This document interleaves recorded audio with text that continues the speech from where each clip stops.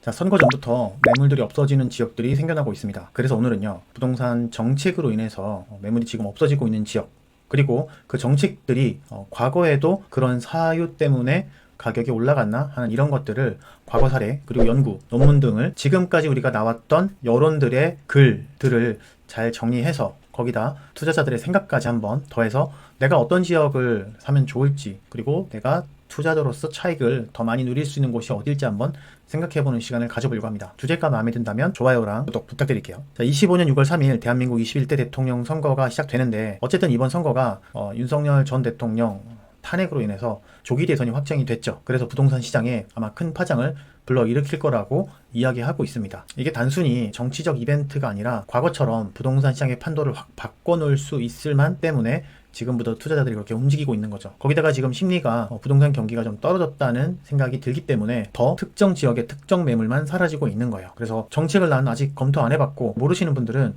영상 하나만으로 정리도 하고 그거에 곁들여서 오래된 투자자들과 그리고 연구원들의 논문까지 한 방에 잡아보도록 하겠습니다. 첫 번째는 서울 용산 신도시예요. 여기가 왜 사람들이 좋다고 하는지, 왜 여론에서 좋다고 하는지 이야기를 해보면, 용산은 두 후보 모두 다 공략을 하고 있습니다. 어쨌든 이쪽을 좀 잘 해보겠다라고 공략을 하고 있는데, 내용은 이제 청년층과 투자자가 몰리는 핫플레이스인 이유가 있어요. 왜 매물이 없어지냐? 이재명 후보의 용산 신도시 10만 호 청년주택 공약은 이 지역을 부동산 시장의 중심으로 만들고 있고, 용산은 서울 도심에 위치하며 군부대 이전의 재개발지로 이미 주목받던 곳이죠. 이미 투자자들 속에서는 탑 오브 더 탑으로 되고 있습니다. 심지어는 풍수하시는 분들도 여기가 탑이라고 얘기할 정도예요. 거기에다가 10만 호의 청년주택 공급을 약속했잖아요. 공약을 걸었잖아요. 물론 안 지킬 수도 있습니다. 근데 청년층의 높은 수요와 함께 투자자들의 선점하려는 움직임이 강해서 매물이 빠르게 소진되고 있죠. 우선 시장 동향은 어떠냐면, 최근 용산, 가미탕 지역이랑 인근 아파트 단지 매물은 25년 4월 대비 30 감소했어요. 10개 중에 3개는 없어진 거죠. 그리고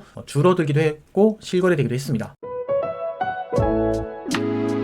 그리고 한국부동산원의 5년 5월 자료에 따르면 특히 20, 30평형대의 이 소형 아파트가 거래가 활발하다고 합니다. 자, 여기서 부동산원에서는 여기가 소형 아파트라고 했지만 실제로는 우리가 특히 거래를 많이 하는 5984 타입입니다. 그럼 과거에는 어땠냐면은 2010년 세종시 개발 초기 때 이 공공기관 이전 발표 후에 매물이 확 감소했어요. 20에서 30 감소하면서 가격이 급등하게 됐습니다. 1.3 평방미터당 800만원에서 1200만원 이렇게 가격이 뛰었었죠. 자, 연구 및 논문을 살펴보니까 2024년에 한국부동산원에서 쓴 보고서에 따르면 정부주도 개발 지역은 발표 후에 6개월 내에 매물 감소율이 15에서 5%에 달했다. 그리고 장기적으로 가격 상승성이 높았다. 이렇게 보고를 했습니다. 이거는 뭐 한국에서는 발표를 했는데 여론에서는 다루지 않은 내용이기도 합니다. 왜냐면은 한국부동산에서는 똑같이 자료를 조사를 하지만 대통령, 그러니까 정권을 잡고 있는 사람이 좌파냐 우파냐에 따라서 어떤 얘기를 똑같은 이 보고서 내용을 보고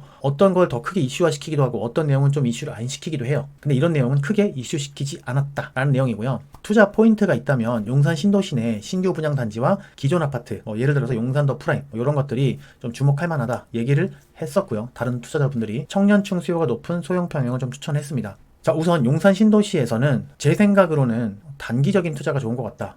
왜 서울은 그것도 핵심 지역인데 장기적으로 봐야 되지 않을까요? 라고 생각을 하지만, 우선 10만 호 주택을 공급을 하게 되면 공급되는 동안은 아마 많이 투자하기가 힘들 거다. 전세가는 거의 뭐 최저가로 갈 수도 있지 않을까 하는 생각이 듭니다. 물론 다른 지역에서 용산 지역으로 올 수도 있겠죠. 그래도 다른 지역보다는 전세가는 확실히 높을 거고 기존 주인들은 그 전세가를 낮추진 않을 거예요. 절대로. 그래서 전세가 안 맞춰지고 있다. 뉴스가 계속 저는 떠돌게 될 거라고 생각이 듭니다. 이 10만 호는 그냥 쭉 갈 거라는 생각이 들어요. 전세가 안 맞춰진 채. 그리고 이 10만 호라는 게 첫 번째 리스크는 지역 좋아지는 건 맞는데 용산에 필요한 1년에 필요한 주택수는 한 1000호밖에 필요하지 않습니다. 그래서 매물이 너무 많고, 두 번째는 이게 일반 주택이 아니라 호화주택도 아니라 청년주택이다라는 점, 전 리스크가 될 것 같아요. 확실히 부자들이 좋아할 만한 그림은 아니죠. 근데 부자 말고 그냥 일반 투자자분들에게는 초기에 선점해서 수익을 낼 수 있는 곳입니다. 다시 말해서 심리에 사서 심리에 팔 수 있는 지역이다. 그래서 가격만 내가 잘 분석한다면 충분히 차익을 누릴 수 있는 곳이다. 장기적으로 보자면 완전히 장기적으로 봐야 됩니다. 그래서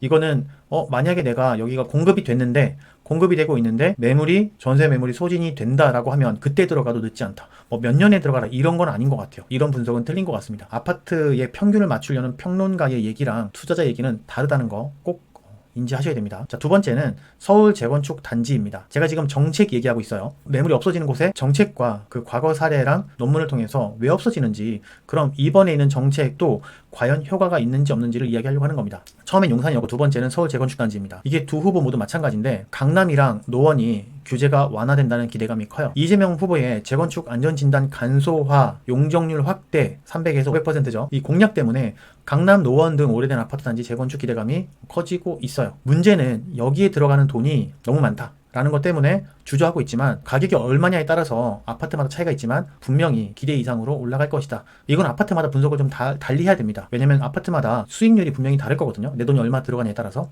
하지만 지금 규제하고 있었잖아요. 이제 완화 정책 쓰기 시작하면, 중국도 완화 정책을 쓰기 시작하죠. 그렇게 되면 기대했던 것보다 훨씬 더 많이 올라갈 확률이 높다. 집주인들은 매물을 이제 걷어들이고 있고요. 가격 상승을 좀 기다리고 있습니다. 그러니까 이때 급하게 사신 분들은 지금 어쩔 수 없는 거예요. 팔아야 됩니다. 빨리 내가 손해 안 보는 아파트를 사려고 하셔야 돼요. 최근 시장은요, 동향이 이 강남구 반포동과 노원구 상계동 재건축 단지의 매물은 2025년 3월 대비 25%나 감소했어요 이미. 그리고 부동산 114나 여기 2025년 5월 자료에 따르면 이미 매물들이 10개 중에 한 2개 이상은 없어졌다는 겁니다. 그리고 특히 반포 아크로 리버파크는 매물이 거의 없고요. 그리고 거래도 잘 없습니다. 비싸서 그런 것도 있지만 매물로 내놓지도 않는다는 거죠. 그러면 과연 이 정책이랑 이게 맞는가? 시장 동향과 앞으로 우리가 어떤 자세를 가지고 있으면 좋을까요? 과거 사례를 보면 2008년부터 13년까지 이명박 정부의 재건축 규제 완화로 강남 반포동 아파트 매물이 20% 감소했어요. 그러니까 매물이 없어졌다는 얘기죠. 그리고 가격은 2천만 원에서 2,400만 원으로 상승했어요. 2008년, 2010년까지. 근데 이거는 평균 가격이라는 게 문제죠. 일정 아파트는 훨씬 더 많이 올라갔습니다. 그래서 이 연구나 논문을 살펴보면 2023년에 발표했던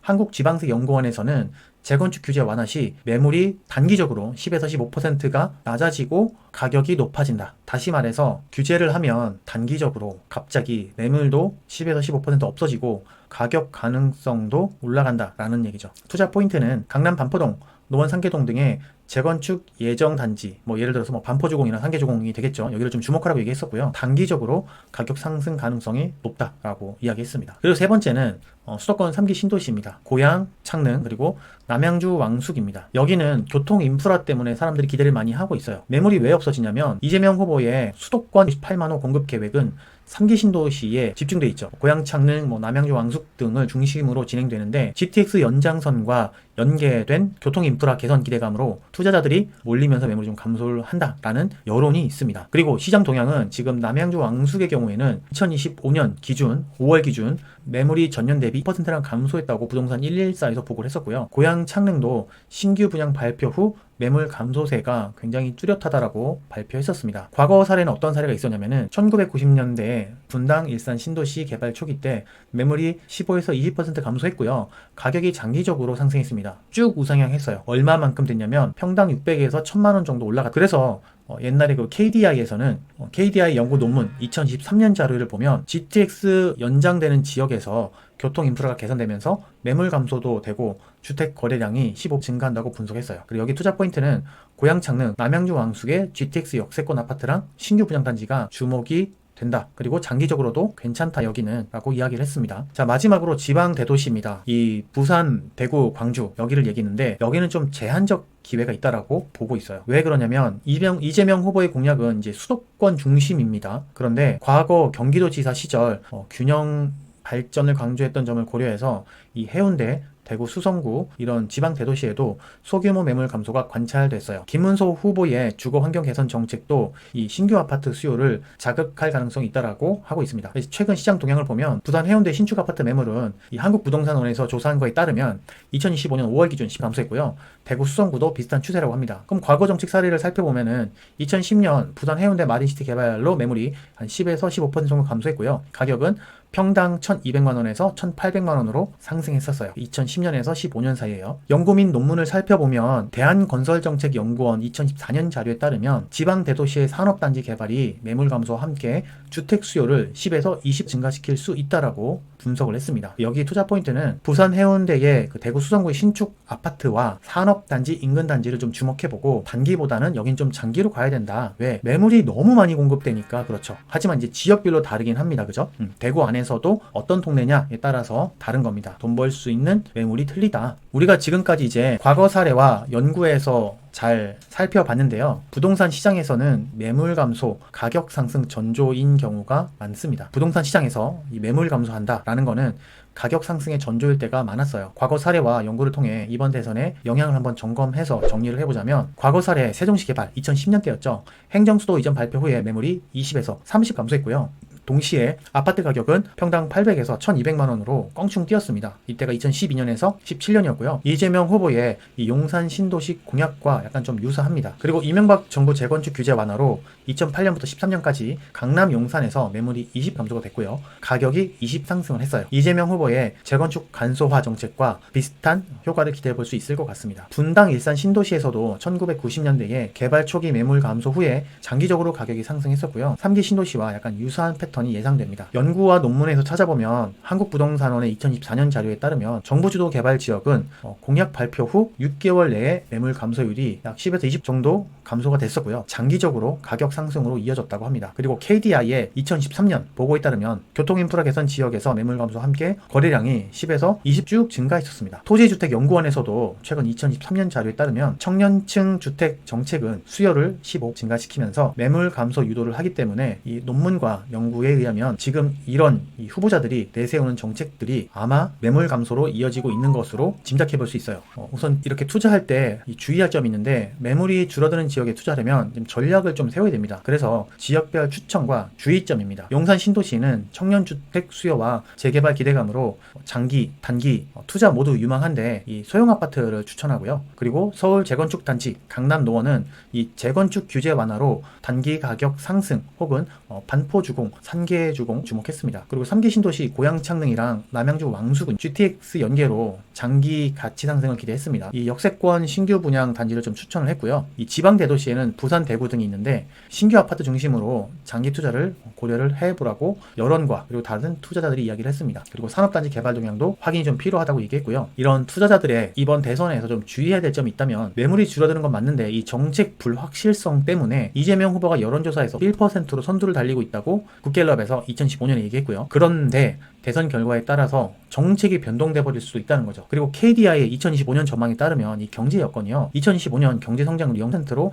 저성장 기조가 지속되고 고금리와 피부 대출 문제로 이 시장 하방 압력이 존재하기 때문에 좀 조심해야 된다라고 얘기를 했었고요. 매물 감소의 함정이 존재합니다. 매물 감소가 반드시 가격 상승으로 이어졌던 건 아니었어요. 지역별 수요랑 인프라를 좀 꼼꼼히 확인하라는 이 투자자들의 좀 뻔한 얘기도 있었습니다. 이 여론과 투자자들의 결론을 이야기해서 지금 움직여야 될 지역은 2025년 대선 앞두고 이 서울 용산, 그리고 강남 노원, 그리고 재건축 단지들 있죠. 그리고 마지막으로 고양 창릉이랑 남양주 왕숙 등 3기 신도시에서 매물이 좀 빠르게 사라지고 있는데, 이재명 후보의 수도권 정책과 청년주택 공약이 시장을 좀 뜨겁게 달구고 있습니다. 그리고 과거 사례와 연구를 보면 정부 주도 개발과 규제 완화, 그러니까 정부가 이야기하는 이 부동산 규제 완화 자체가 매물 감소랑 가격 상승을 유도해 왔다는 거죠. 그래서 지금 이 부동산 시장은 타이밍이 좀 생명인데, 매물이 줄어드는 지역을 눈여겨보고 좀 현명한 투자기를 잡아보라 라고 이야기하고 있고요. 끝까지 영상 봐주셔서 감사합니다. 공선생이었습니다.